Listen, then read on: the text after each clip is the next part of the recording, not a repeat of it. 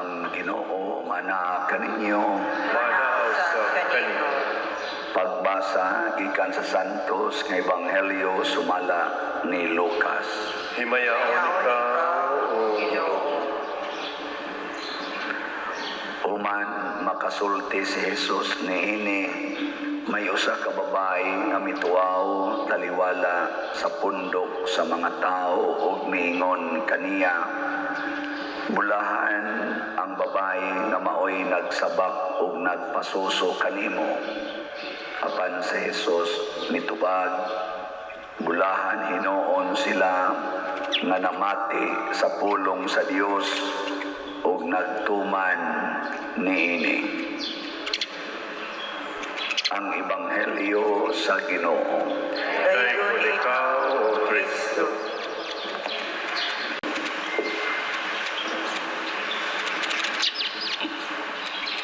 Si Jesus na siya'y pamaagi sa pag-emphasize sa punto nga iyang itudlo nato.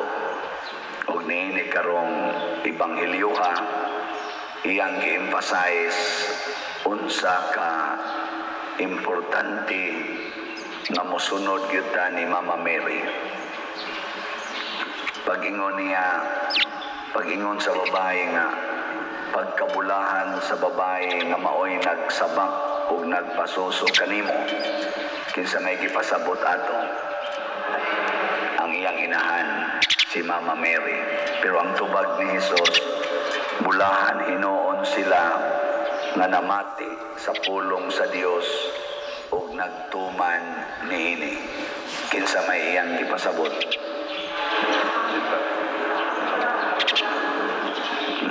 Gapataka na magtubag. Ang iyang gipasabot, mao gyapon ang iyang inahan si Mama Mary. Iyang gisulti nganong nahimong bulahan si Mama Mary tungod kay ang iyang gibuhat mao ang pagpaminaw kanunay ug ang pagtuman sa sugo sa Dios 100%. Lingiyay mong tupad ing na 100% yung ka. Ing na ba? Ing na 100% yung kang nagtuman. O daghan kay tagpanagana, apil na ning nagwali, na daghan kay tag-ukon-ukon, daghan kay tag mga questions and doubts sa atong pagsunod sa Ginoo. Gusto kitang moingon, labi nagmoingon ang Ginoo, ibaligya ang tanan mong katigayunan ug ang halin ihatag ngadto sa mga kabos. Kusog kitang moingon, di mata. Hindi sa na mauwi, di matingay na mo gipasabot sa Ginoo. Kusog kita na. Kung tamparoson ng imong pikas aping ipasagpa lang pikas mo aday na sa namadaan to sa nang katungod good nga kinahanglan sa nanimo tudluan ang tao makasara na siya kung magsige siya tamparos. Di man na mo'y gusto sa Ginoong manamparos. Ang iyang tudlo ba kung ikay tamparoson kung sa imong buhaton ay napagsige ka na lay sa nagtamparos ni mo pasagdi nila na siya. Ana ba? Ayaw na pagsigig analyze. Sanang moingon ang Ginoo nga pasaylo alag kapito. Ako so kita mo analyze anang unya magsalig na lang na maana dala na siya nagbinuang. May sa natong patagmon ipapriso sa nato aron makaamgosad ba. Ay ayaw na lang na una-una. Pagkagong mamamiri ko, pag-ingon magmabdos ka, unya, wahilap tiglaki. Kung sa may gingong mamamiri, matuman din ka na ko, sumala sa imong pagbuot. Wa siya mag-ingon, unya, kung sa may ikasulting Jose, nga upang ito kahilabot na ko, unya mamabdos ko, kung saan ako pagpasabot, Lord, ni Jose. Iya kong biyaan, batuon ko hangtod mamatay, kaya ka ng mga tao niya, ila kong ingnon, nga adulterer ko, adi sa na mahimo, Lord, oy. Wa siya mo ingon ana, igo ra yung ningos Mama Mary, be it done to me according to your word. Ngano ni ana mas Mama Mary? Kay ang Ginoo kanunay nagsulti og unsay makaayo nato ug sa kalibutan. Way pulong sa Ginoo nga dili mubungag kaayuhan nato ug sa kalibutan. Pero kaning pulong sa tao kasagaran makaayo ra gyud nila kuno unya ang resulta makaguba sa kalibutan. Unya mo resulta pagyos kagubot sa kalibutan. Ang kanading pag-ingon sa kalibutan kinahanglang patubuon ginani mo imong kwarta.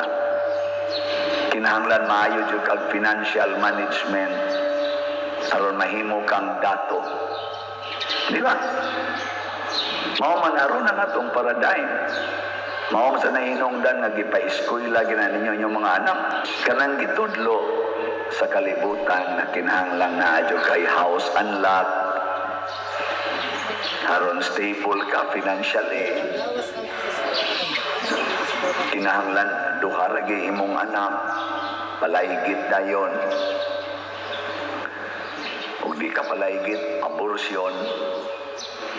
Kinahanglan maminyo gyud ka. Yan mo abot na kag 30 lang. Paminpal na lang diha, pangita diha sa internet ug imong mabana. Ug wa gini dool nimo hala diha sa internet. Basta ang importante lang maminyo ka. Nya ayaw sad paninyo anang way kwarta. Hala nagtiguang basta kwartahan lang. Sulbad ginang problema. Ana, mo ni gipangsultis kalibutan. Nya og manag-uyab sad hala pag sex na mo para maanad mo di na mo makalitan inig abot na sa inyong kuan. Minyo, ibasig di inuna mga anak, may nang pamabdusan daan, kaya ron siguro yun, nanagit mo'y anak. Nya inig kaminyo na, hala ipalaygit na, kay sakto na ng anak. Anak, no? Muna mga kabuang sa kalibutan. Tukuri nagbalay diha, bisag sapa na, hala tukuri balay, kay imo gunang yuta. Isa unya ang sapa, butang nila nag-imburnal. Unyag mo plug up, bahala ng DPWH ana total ilaraman sa nang kurakuton. Perting lunok nato karon. Di naman ta mo tan-aw gahin atong natural water basins. Di naman ta mo tan-aw ana ang ato asa man ang maayong tukuran og balay commercial houses aron makakwarta ta. Bahala nag-atong i-reclaim ang dagat. Bahala nag-ato ning tabunan ang water basin aning lugara.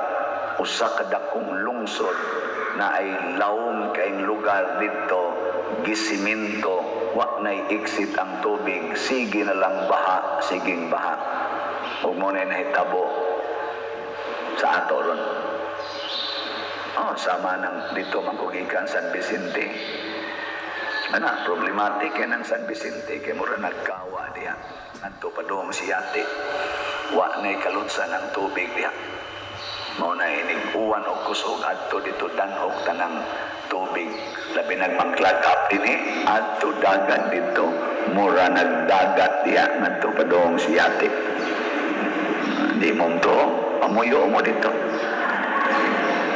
Sige lang nag-awas ng ilang imburnal kay purtig yung tubig, labi nagdagan yung tubig. Nya ka ng akong parokyas una ka ng San Vicente, nya may taga San Vicente din kapitan man sa nang iyang sweetheart sa una. Purtig yung problema, ana diyang dapitan.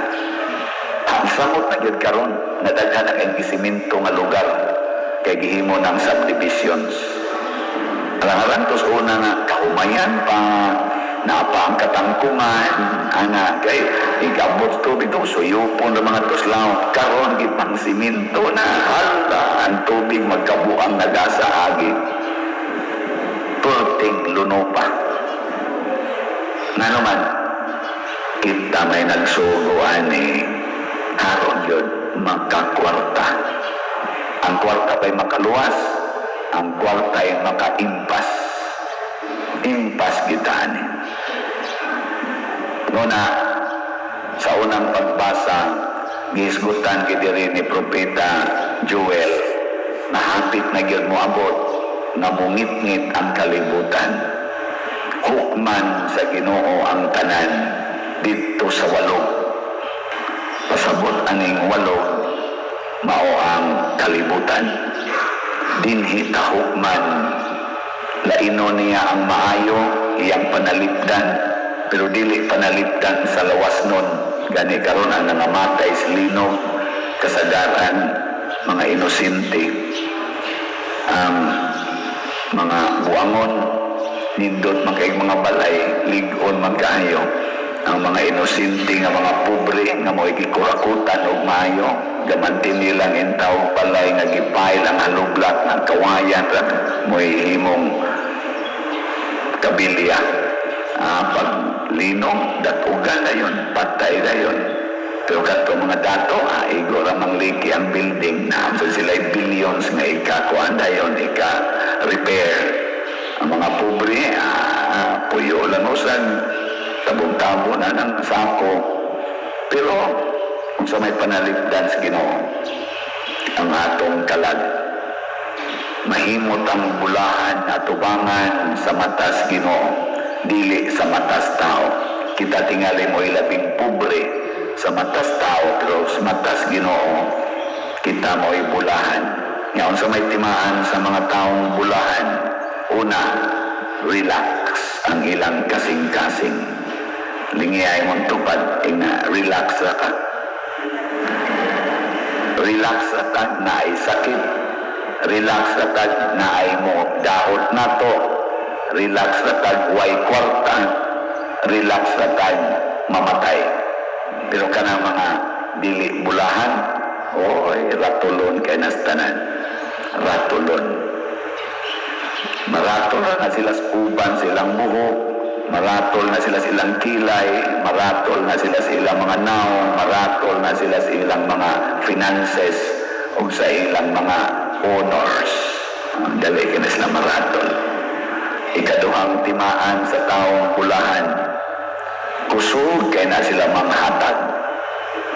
Kusog yun manghatag. Way limit ang paghatag. Si Maria, hasta iyang anak, gihatag. Sige lagi na silang panghatag. Pero ka na mga dili bulahan, mga daw kay na sinastanan, daw kayo. Hasta ilang yuta na kaginuton, ginagkural, kanto-kanto, wak na'y agianan ang pikas, ug mangural sa pikas, wak na'y agianan ang ubang silingan, kay hamul kay na silang yuta. Ilingay mong tupad, na di ka hamul. Tingnan ko na di ka hamul, maghihatagon ka. Wow, hamul. Kung bungas ka hamul, wapag yun mahulot atong slat. Kamu sige palit og slat, bulahan mo, kamong tigil mo palit, sige lang mong paminaw diya, patay mo diya, di mo bulahan. Og ang lahing timaan sa bulahan na tao, magsige gina silang alagad. Alagad ba? Kanang muserve gina sila. Di niya ito, na may kusugin muserve, na mag-rosaryo sa'yo kayo.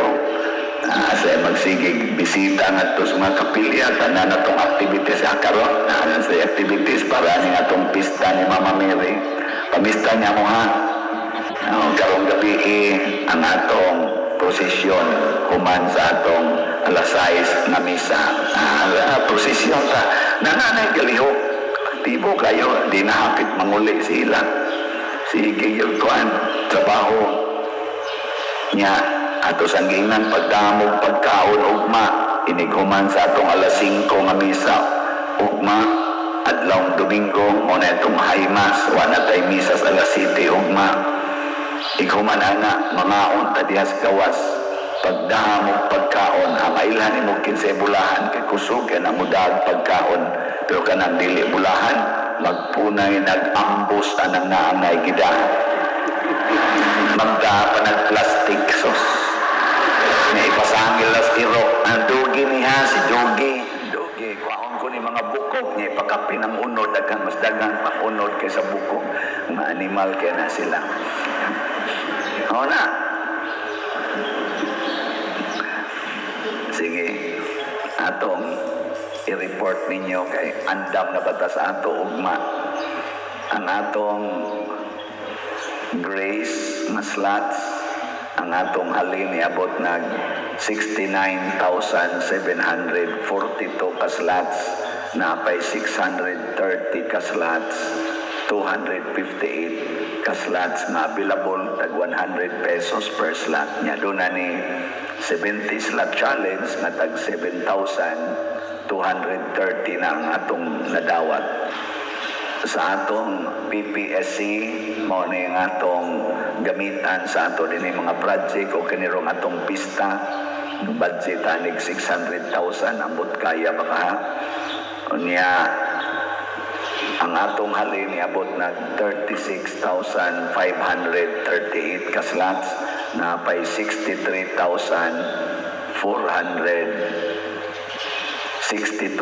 ka slots na available na tag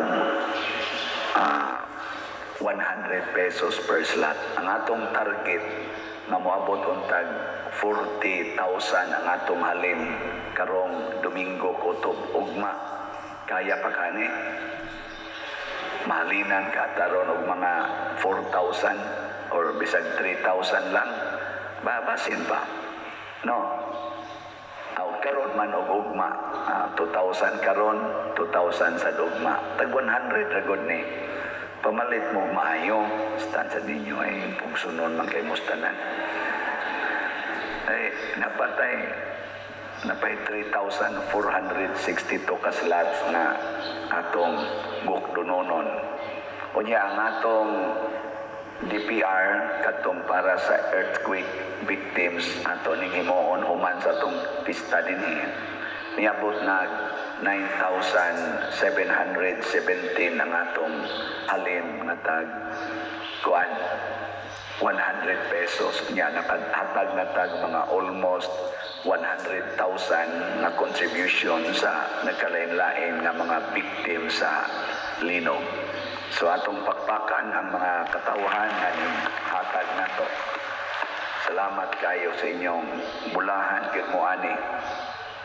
Ang bulahan mo nya ang ato sa advance lang announcement ang atong para sa adlaw minatay magpasuga sa mga nitso ato na sa nang dawaton sugod karong Lunes. Sa dawat na tatag 400 ang atong presyo sa kaning presyo naman ang cost sa pagpasuga. Unsa man toy meaning anang pagpasuga? Kahayag para sa kalag pasabot, mura sa kanang equivalent ang nagdagkot kag kandila. So ayaw pangambo sa tupad sa nitsos imong minatay sig may imong kahanan naman sa suga. Apil lang sa niya kung kaya. Dili pareho magdagkot kag kandila. Na kay personal nga imong kandila nga dagkotan bisag daab-daab pa ng kandila diha. Imo yung dagkotan kay imo man na personal.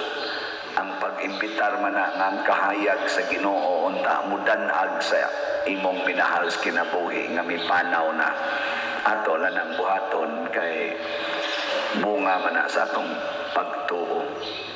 Nya unsa man pagpalit og slot ato na sa ning ibutang dinhi. Una, imong ipalit ang slot, paliton ang slot diha sa atong opisina.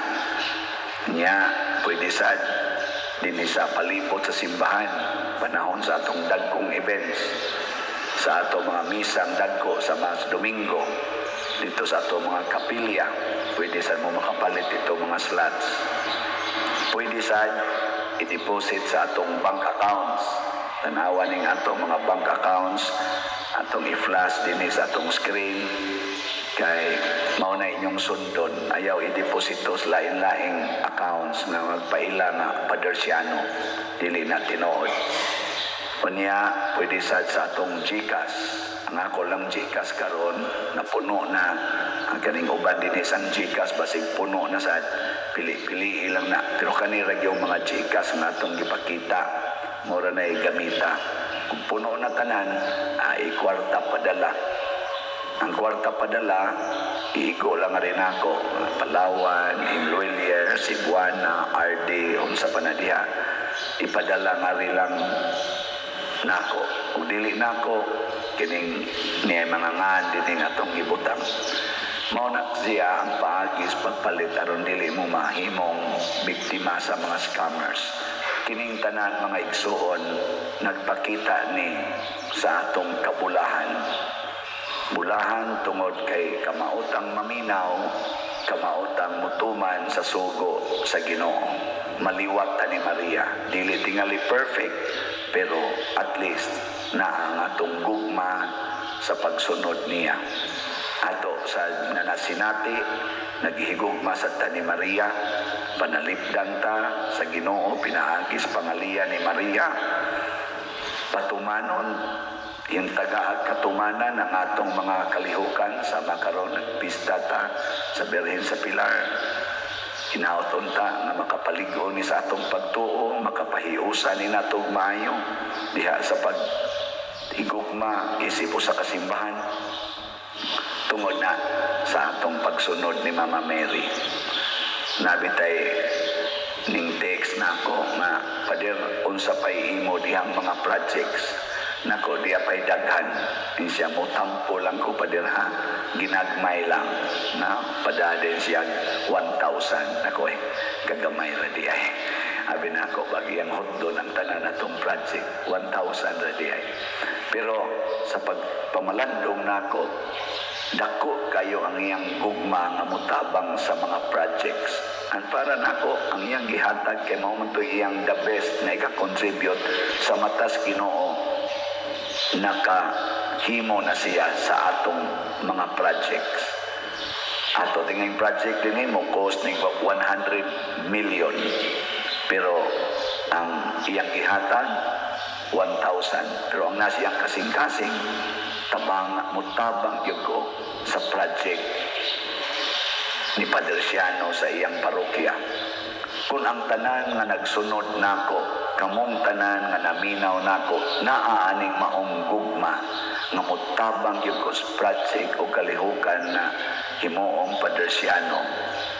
Dali ara ka mahuman sa ato mga projects, no? Munang ingos Kristo, bulahan gyud mo kung maminaw ug magtuman. Dili kay bulahan tungod lang kay nakatag-iya kag titulo nga inahan ni Jesus. Dili lang kay nakatag-iya kag titulo nga parish priest or obispo or monsignor. Dili lang kay nakatag-iya kag titulo isip kapitan, mayor, congressman, senador o kaha presidentes Pilipinas.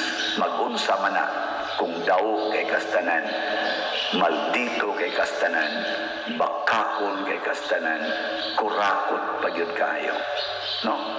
Huwag kapuslanan. Gaayo lang imong title, pero imong binuhatan, tabla ra nimo'y makililimos na kusog kayong mangilad. Hilingay mong tupad. Tingna, gusto ko, sabat ako, ina gusto ko, mabulahan ka. Sana all.